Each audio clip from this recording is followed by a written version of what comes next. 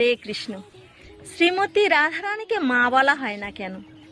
রাধারানীকে ভক্তগণ প্রেমময়ী ও প্রেয়সী রূপে ভাবে, মাতৃরূপে নয়।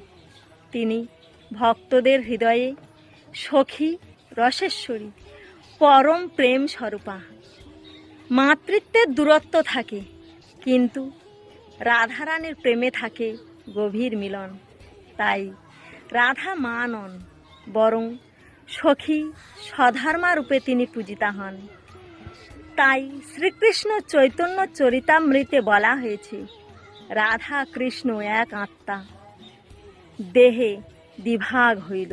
অর্থাৎ রাধা কৃষ্ণ এক আত্মা, তারা স্বভক্ত ও স্বভোগ্য। এ সম্বন্ধে মাতৃভাব অপ্রাসঙ্গিক। তাই রাধারানীকে মা বলা হয় না।